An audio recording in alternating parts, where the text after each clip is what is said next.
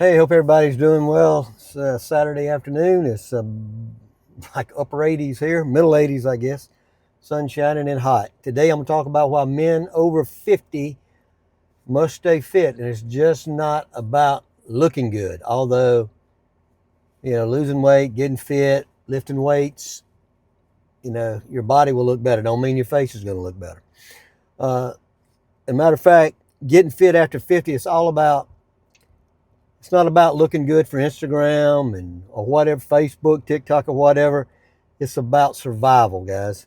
Strength, independence, staying out of the hospital, staying out of the doctor's office as much as you can, staying home or traveling, depending on where you're living. You just don't want to be going to running to the doctor offices and hospital all the time like so many people our age do. Now, staying fit affects every part of your life. It affects your energy, affects your health, affects your mindset, even your relationships. It affects everything. This is Mike Norris. If you're new here, subscribe to the channel, and if you like the video, give it a like, and you can always share it if you want to share it.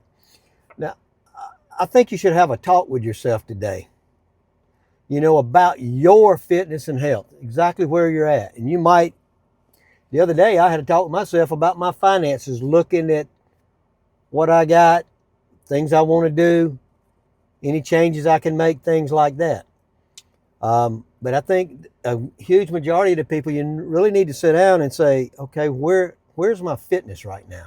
Where am I at? Where's my health? What issues do I have? What can I improve? Can I use fitness, food, something to improve issues I have or weightlifting? They help improve so many areas. And just have a talk with yourself and think about that. Now, there's 4 main reasons you must stay fit after 50. One is fitness and independence.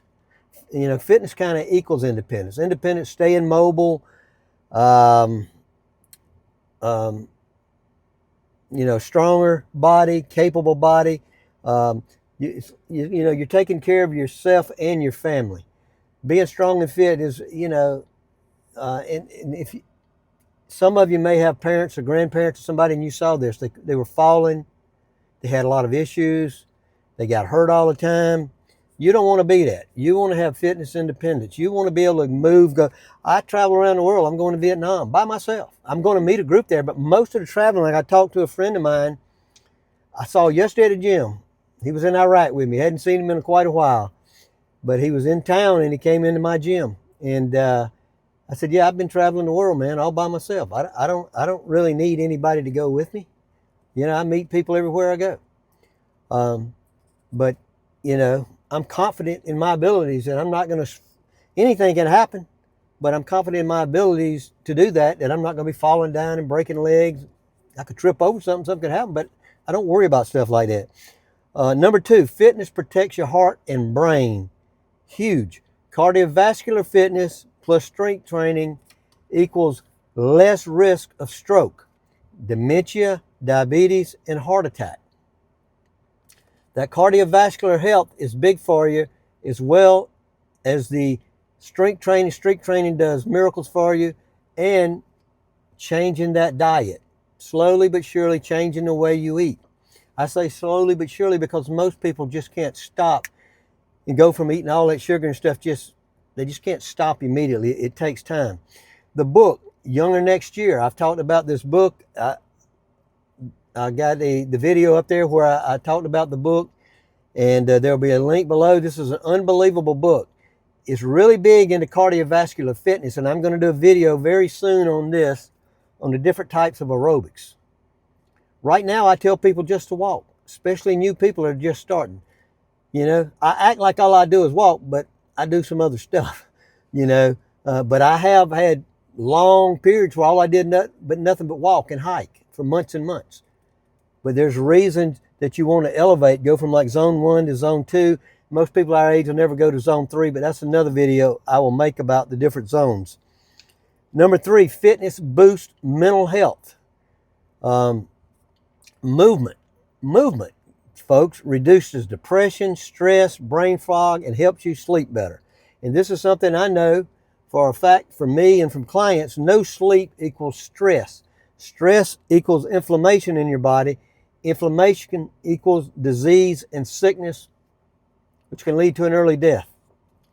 So we know tons of studies lately on fitness and mental health, getting out and walking, getting out in nature.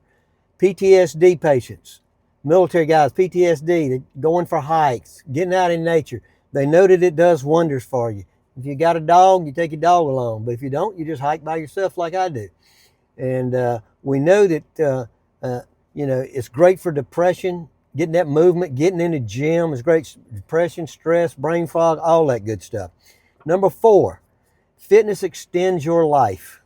It's not about living forever. None of us are going to live forever. None of us are going to be pretty forever. Matter of fact, a lot of us are already at the age where we're not pretty anymore. But it's about living better for longer. Because, the length of time that we're here on earth is creeping up. Longer and longer. Medicines can keep you alive. Pills keep you alive. What the doctor gives you can keep you alive. I prefer to keep myself alive without being on all that stuff. And that's one of the reasons I hit fitness so hard, all different types of fitness, to extend my life to where I'm living a better life for as long as I'm here while I'm traveling and stuff. So you get fit not for 6-pack abs. Don't get fit for 6-pack abs, although it's nice for the beach. Don't worry about it after that. But so you can live on your own terms, 60, 70, and beyond. That's what I want to do. I want to live on my own terms, not on some doctors got me on a bunch of crap and all my money or whatever's going to that. So let me ask you, what does fitness mean to you today versus when you were 20 years old? So think about that. If you sit down and think about your fitness and health, probably take some notes on it. Maybe draw a line down the middle, positives and negatives or something. I'm just throwing that out there. But think about that and put your answer down in the comments. What does fitness mean to you today as compared to 20 years ago? Again, like and subscribe. This is Mike, and I'll talk to you later.